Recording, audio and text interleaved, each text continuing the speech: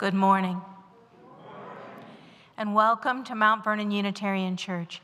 This morning, of course, we're so pleased to have Andy Schuler back with us and Ria Yang. And I'd like to acknowledge our song leaders who've been helping us all summer as well. So that's very nice. This morning, our minister in residence, Ebony C. Peace, is in the pulpit, and we are so glad to have her here. Ebony is a lay community minister and managing director of Sunstone Chapel, a ministry focusing on helping small congregations thrive.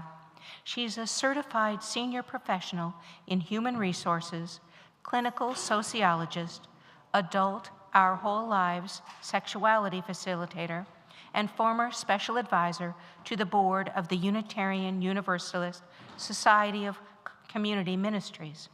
She was awarded the Charles Billingsley Prize for Excellence in Preaching by the Meadville Lombard Theological School in 2022.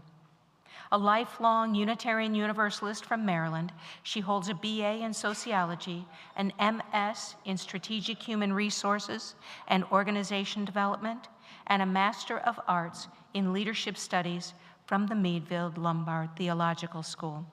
She completed her seminary internship at All Souls Unitarian Church in Washington, D.C., where she focused on adult spiritual development, social justice, and worship arts.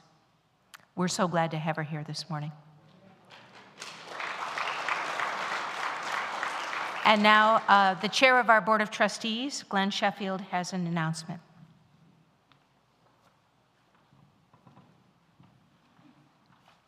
Good morning. Many people are responding to Reverend Ian's departure in different ways. Please remain calm and respectful during this time.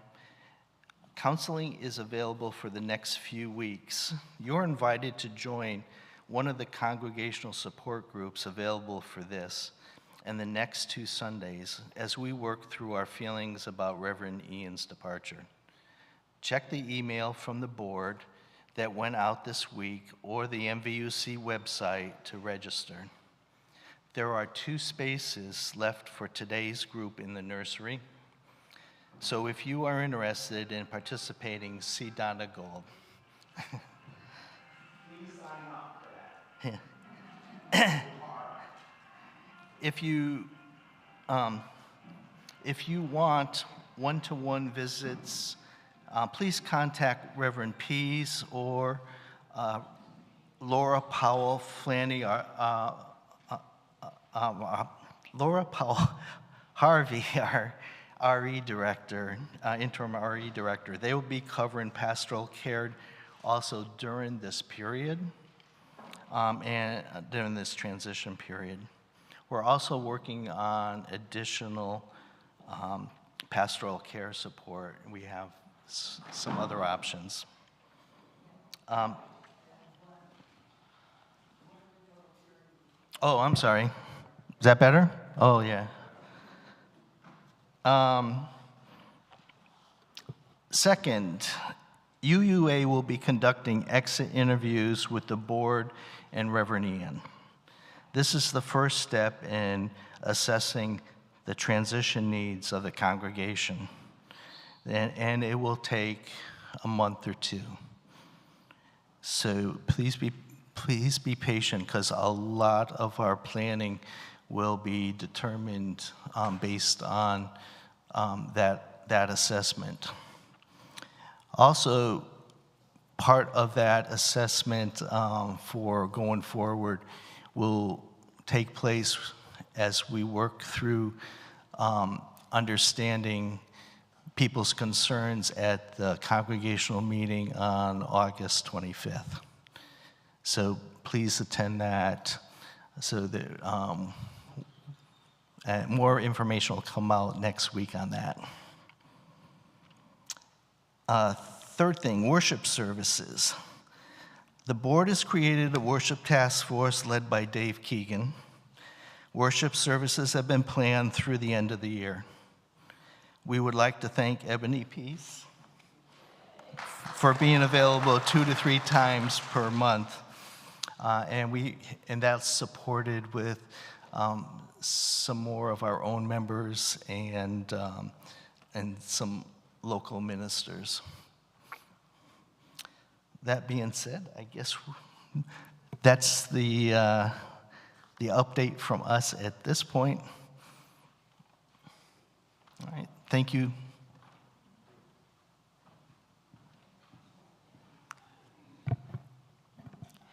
So whether you're a visitor exploring the possibilities of MVUC or are a longtime member, know that you are welcome, and we're glad you're here.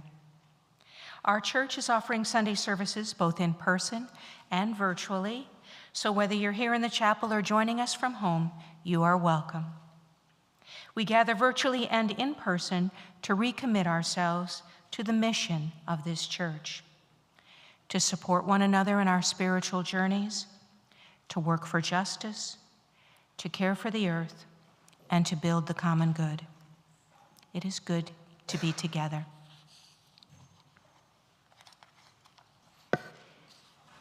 Now let us turn our hearts and minds to worship. At this time, we come to the morning offering, where MVUC asks each of us to show our spiritual and material generosity. Each week, we share the plate with a charitable organization that shares our goals. This week, we are sharing the plate with the Frog Pond Early Learning Center. Frog Pond is a nonprofit early learning center founded by former MVUC member Pam Tinker back in 1998. Frog Pond provides a nature-based early childhood education program. They are located on 2 acres of land adjacent to Huntley Meadows. At Frog Pond, children learn responsibility, caring, and compassion by helping to care for goats and chickens and more. And Frog Pond is able to enroll children with special needs and is wheelchair and walker accessible. At MVUC, we ask our ushers to collect the offering early in the service to create physical and emotional space for all to participate in our meditative candle lighting without other distractions later in the service. I invite you to contribute whatever you're most comfortable with to Frog Pond Early Learning Center and this church community. We are grateful for your donation. And now will the ushers please come forward for the morning offering.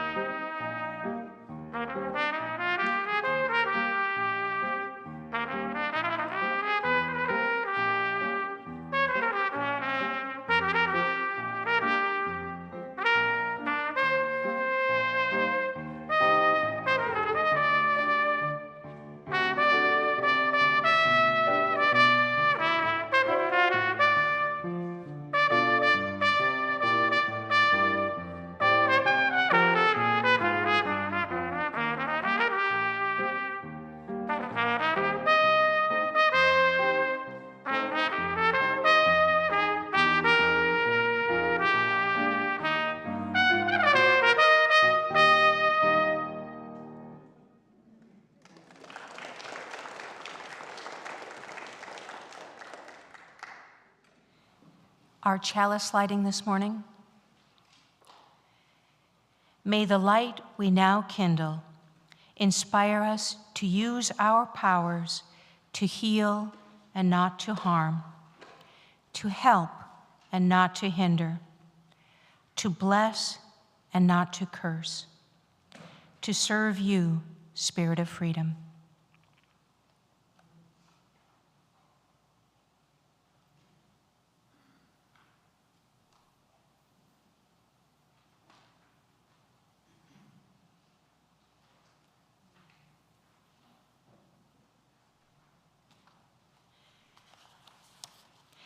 And now would you please rise in body or spirit and join in the singing of hymn number 114, Forward Through the Ages.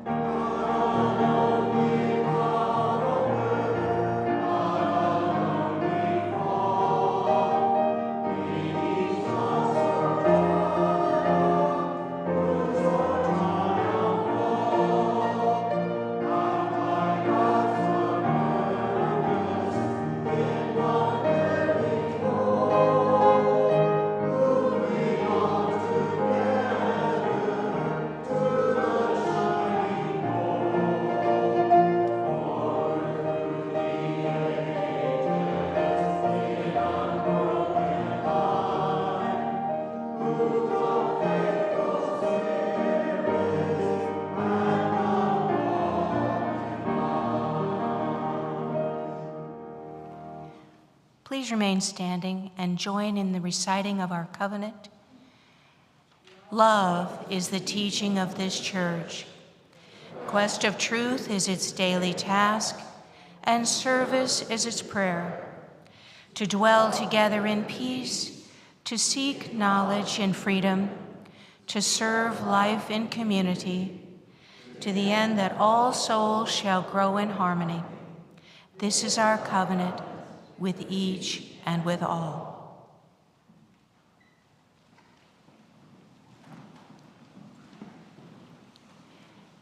Now please turn to your teal hymnal, and we will sing our meditative hymn, Meditation on Breathing. And with the help of our song leaders, we'll sing this through 3 times.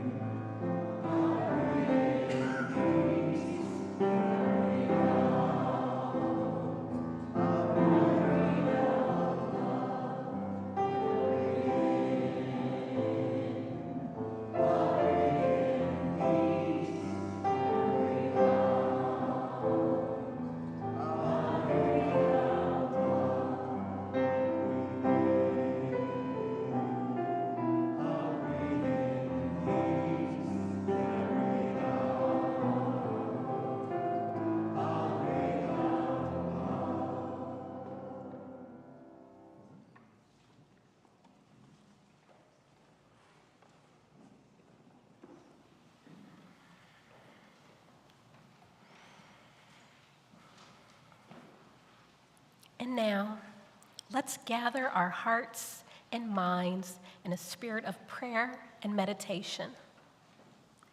During this quiet time, may our hearts open to love, healing, hope, and possibility.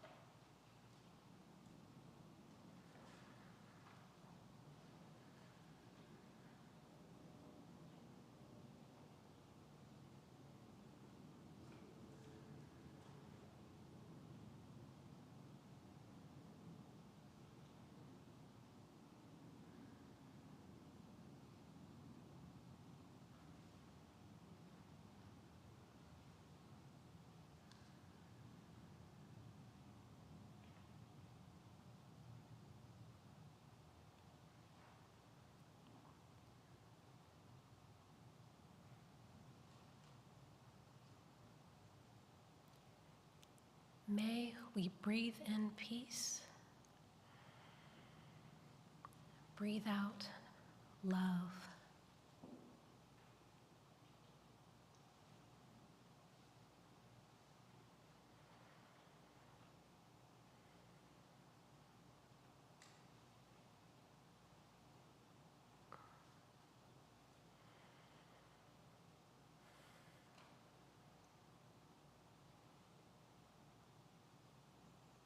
Amen. As you're willing or able, I invite you to come up and light a candle as an expression of a special joy or sorrow. This is a ritual of holding space for each other and the mutual support of our community.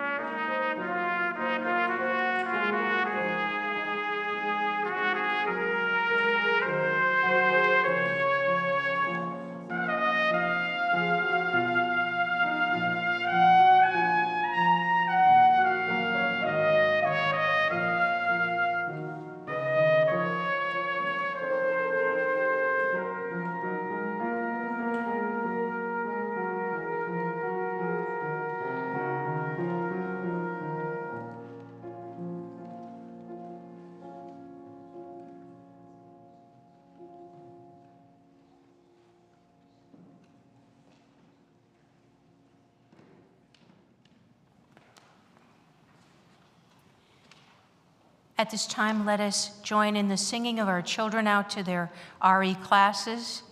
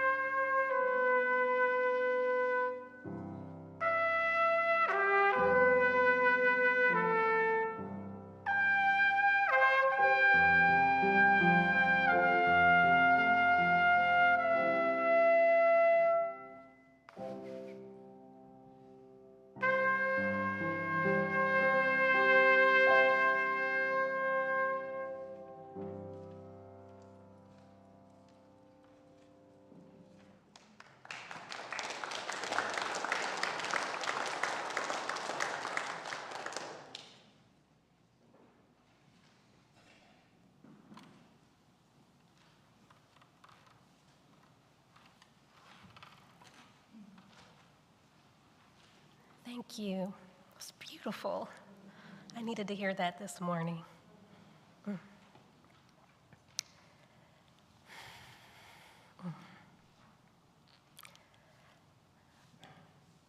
Forward through the ages, in unbroken line, move the faithful spirits at the call divine, gifts in differing measure, hearts of one accord, manifold the service, one the sure reward.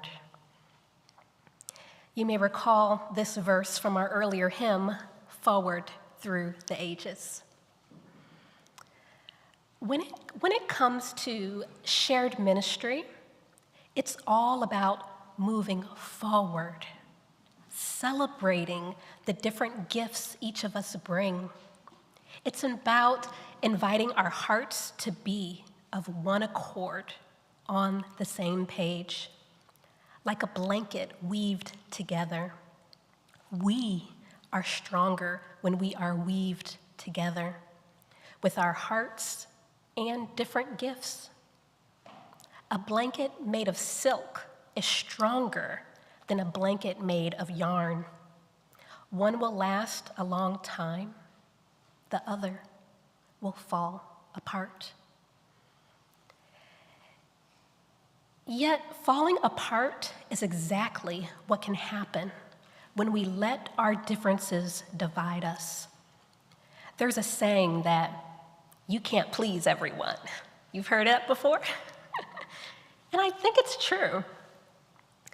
We may not be able to please everyone, yet we are able to put practices in place to widen the circle of respect, to ensure there's ample space to not just listen, but to hear.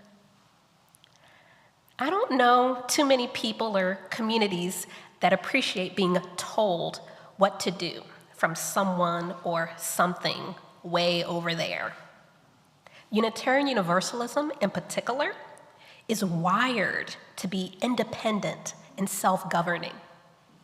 This means our congregations have something called polity. This polity comes with pros and cons, but what is polity in the first place? Congregationalism means congregational polity. Congregational polity is about both the interrelationships among congregations and the governance process of each individual congregation. It's about choice and independence.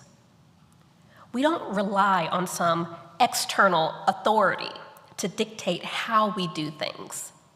We choose our leadership. We choose our priorities, our budget.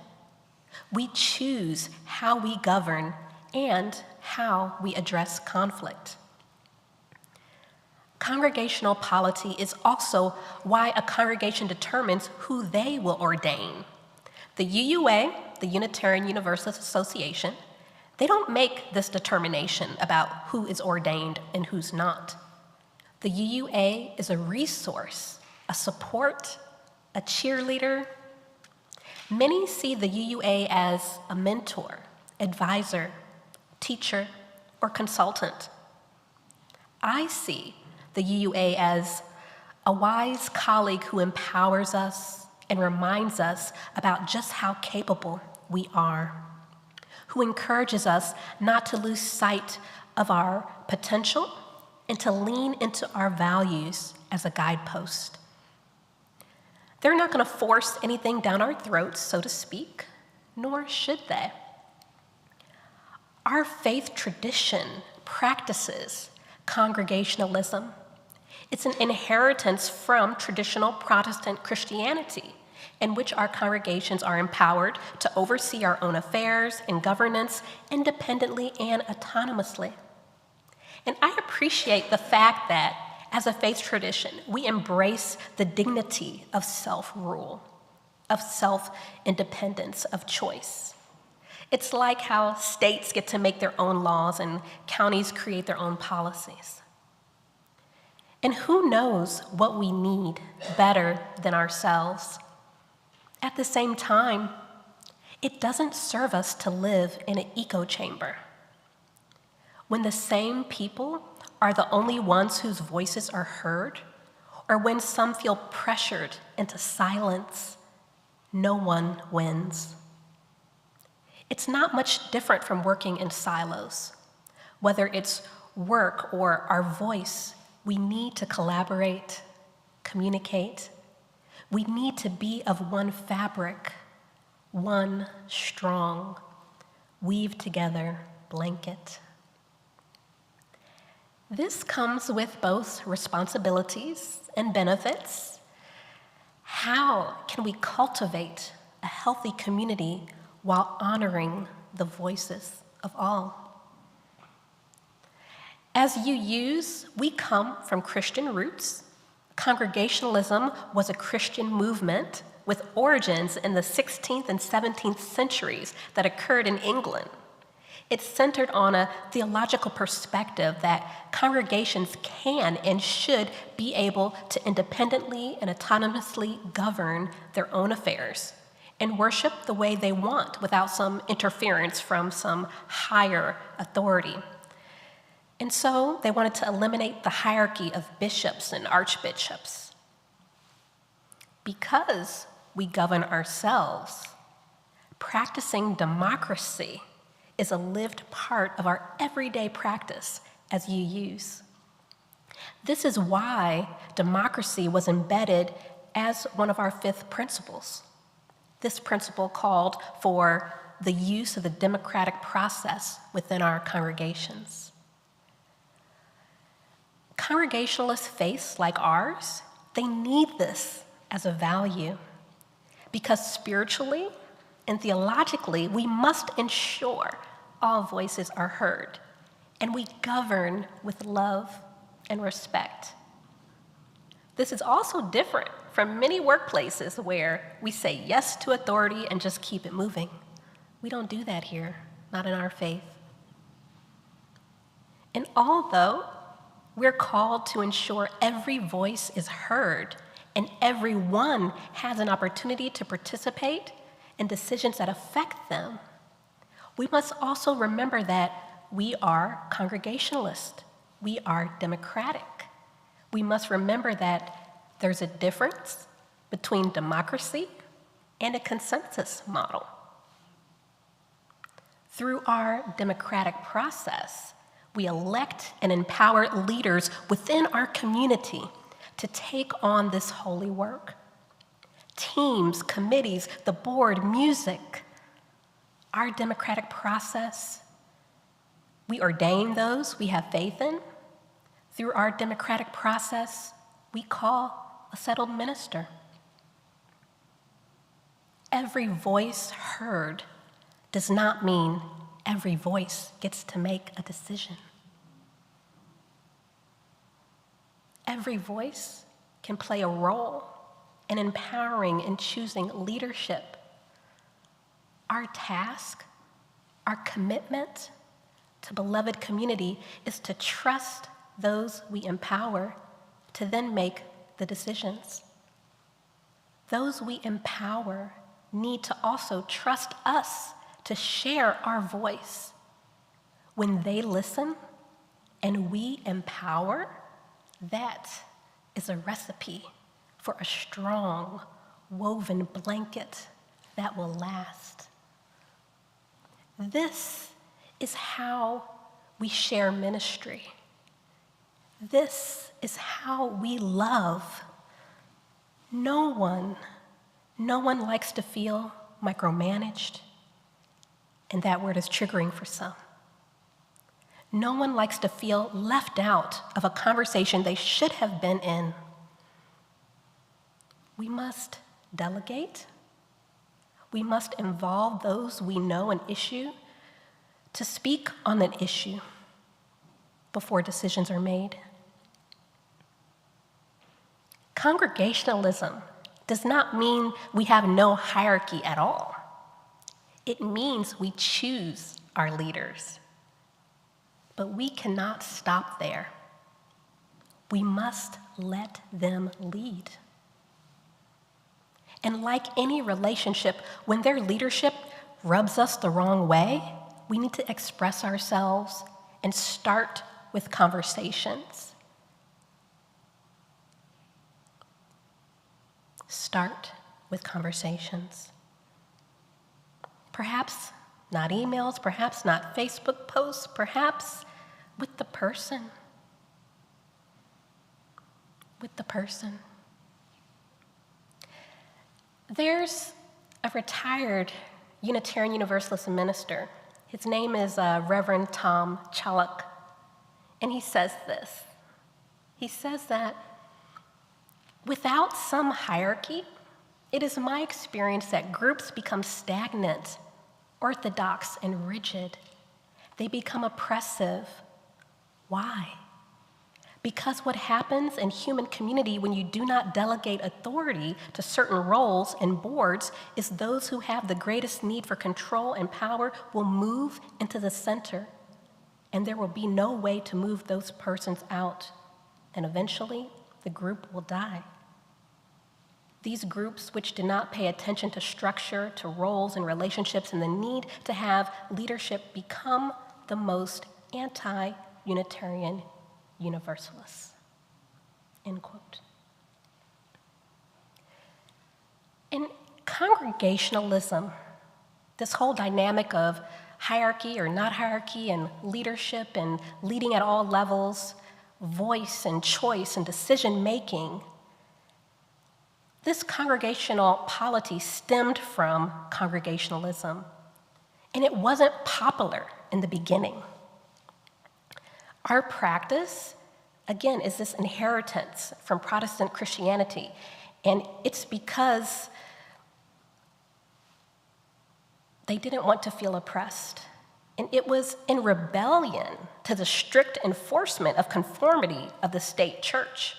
It was in rebellion to hierarchy and a deep spiritual need for variety of thought and diverse worship practices, beliefs about God, and the ability to interpret how they saw the meaning that they found.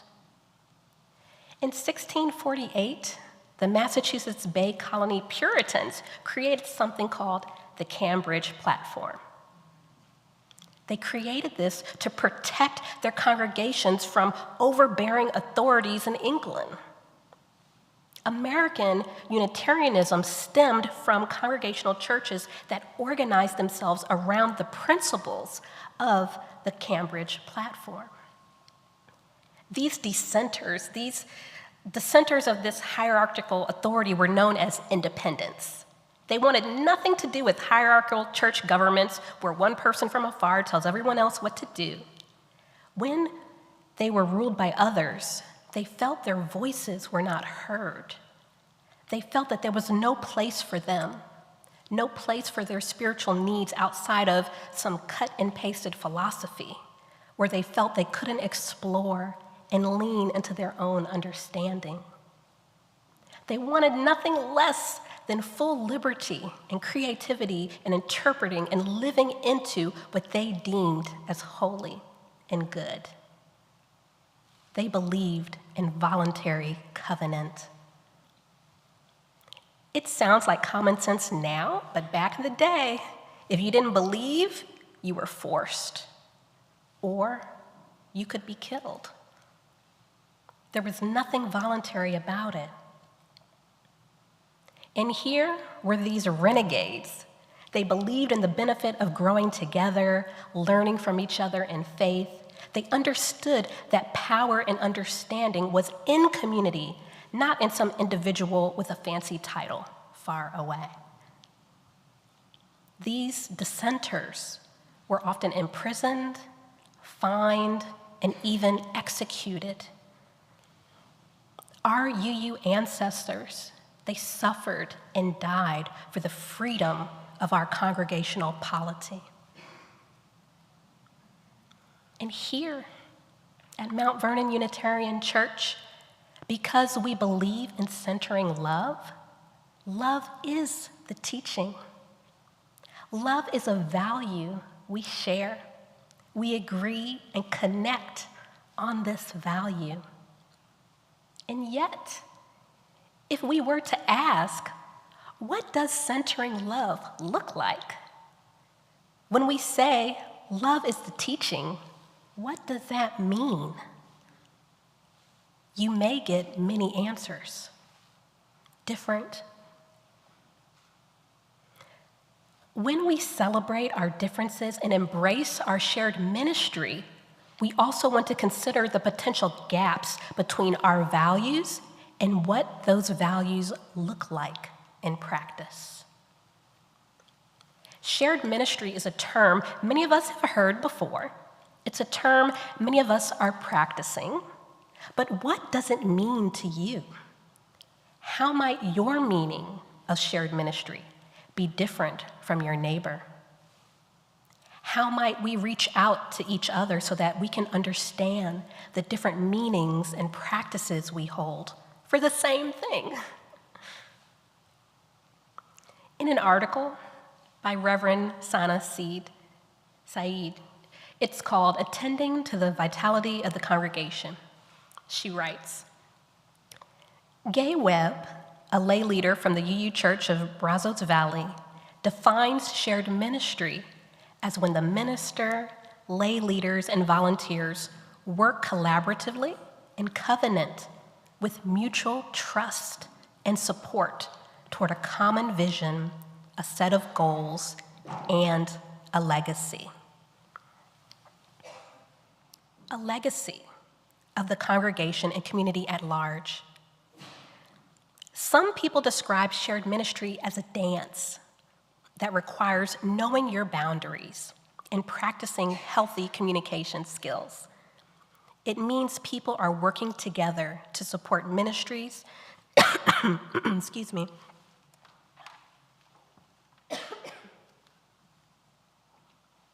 so glad to have the water close by. Working together to support ministries of the congregation along with the minister. Shared ministry also requires leaders to be compassionate, to allow space for mistakes to happen, and to offer grace when they do. One example of shared ministry would be a congregation where a minister provides pastoral care and may also have a pastoral care team of lay leaders. And I would extend this to say that shared ministry would also include bringing in additional professionally trained pastoral care support to serve a community, as we've done here at Mount Vernon. When leaders are chosen and empowered to bring in help, it's because they see a larger picture. They see the details on the needs, and they are not afraid to ask for help. They want help, asking for help, bringing in help, delegating, and wanting help are healthy and beneficial ways to tackle challenges. One person, one group, one anything cannot always be everything to everyone all of the time. May we trust those doing the actual work to know what resources they need, to know when they need help, to trust that their decisions are out of love and hope to make the community stronger and more resilient. Personally, I'm a person recovering from not asking for help enough. When I tried to do everything myself,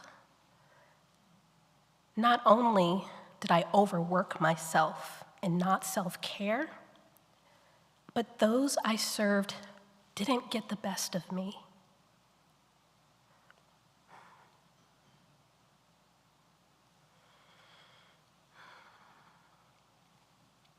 Asking for help takes courage Because sometimes society tells us we should be doing it by ourselves. Society tells us we're not good enough if we can't take on 100% of everything other people think we should be doing. Society tells us asking for help is weakness. Sometimes it's not society. Sometimes it's our family, our friends, even our church.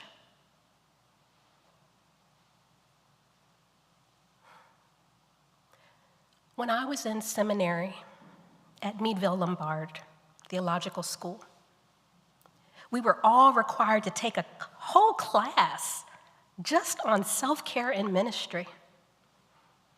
I believe that the course was a requirement because of the sometimes extraordinary high standards expected of those in ministry to lead and be perfect and to do so much.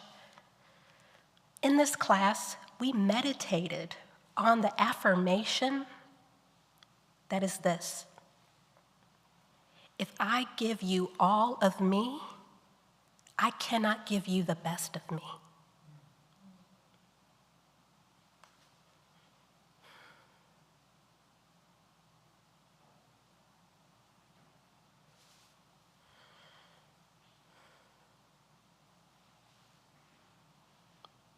Our congregationalism and polity ask us to embrace shared ministry, because since we govern and lead ourselves, we must do it together.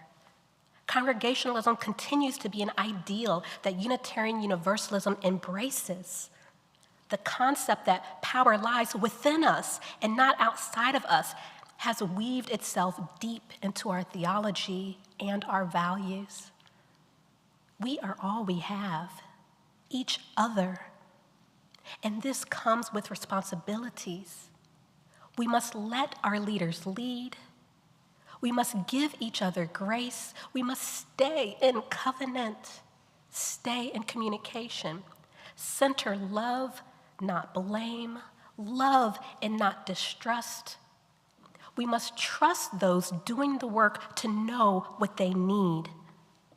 We must honor their vulnerability and humanity when they delegate or bring in help, when they know the community would be better served because there are more people to do the serving. Because no one person is good getting burned out. For many good and holy and healthy reasons, we have a responsibility to embrace power and leadership at all levels. Sometimes I think, like a hospital, we have doctors and nurses and CNAs, each who leads at their level and gives input into care. However, it's a challenging dance to stay in our lane or not overstep and to deal with a decision we might have done differently if in that person's position. This dance, it's challenging, but this dance is not impossible. And I think that this dance is a requirement for a healthy, thriving congregation. It takes practice, desire, and commitment. The good news is MVUC has the desire, has the commitment, and even better yet, your leadership, your colleagues, your fellow members have created safe spaces for each of us to practice today, next Sunday, and the next few Sundays. The good news is there's also a virtual Zoom session on August 11th at 4 p.m. to practice, to do this. Yes, there are challenges, and the best solutions can be revealed when we work together to uncover them. I'm not sure if practice makes perfect, but I do know practice makes better. Let's heal. Let's move forward. Let's get better, feel better, be better. And I invite you to be part of this healing process. Practice and live into the covenant of this community. Be a part of these small group support sessions. Be a part of the meeting on the 25th. If your heart and spirit move you to engage in this process, my prayer for you is that you engage fully, authentically, honest, and without cruelty. Speak for yourself. Be fully present.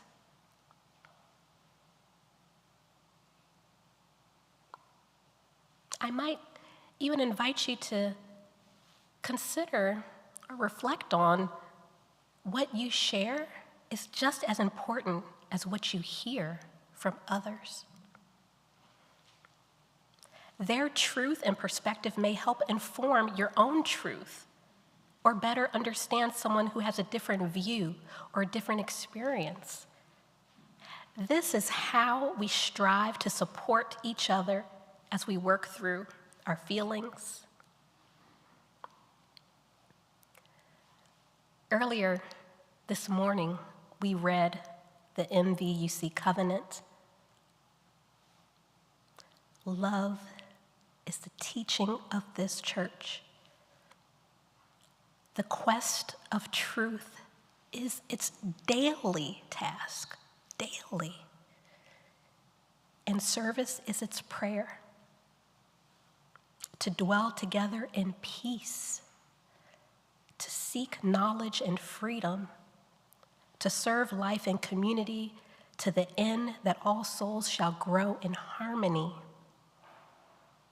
So join these small group support sessions so that we can quest for the truth, share our truths, see love in practice, serve one another by showing up and participating, shift from dissidence and into peace with one another, seek knowledge, understand what happened and how we can move forward.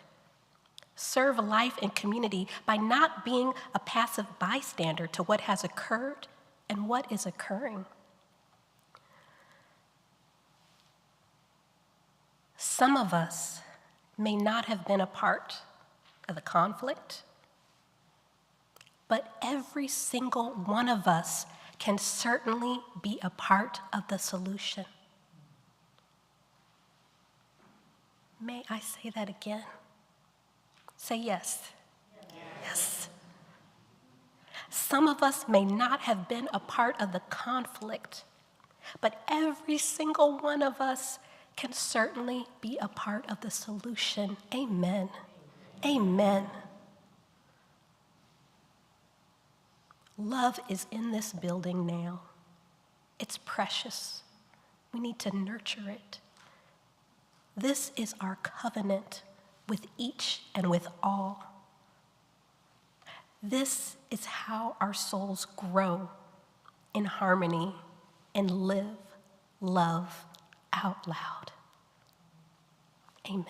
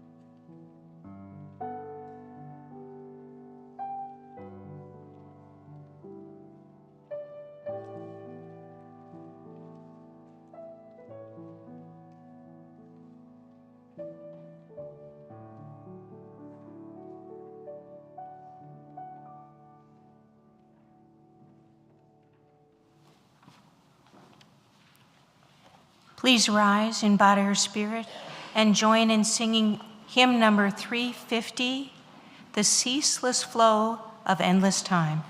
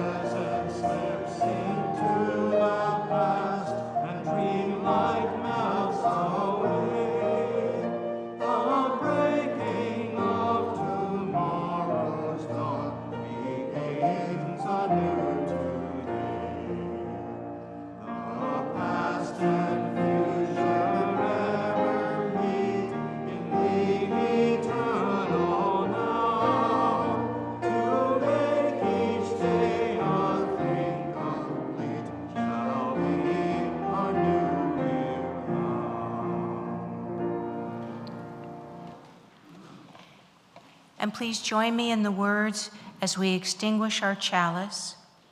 We extinguish this flame, but not the light of truth, the warmth of community, or the fire of commitment. These we carry in our hearts until we are together again.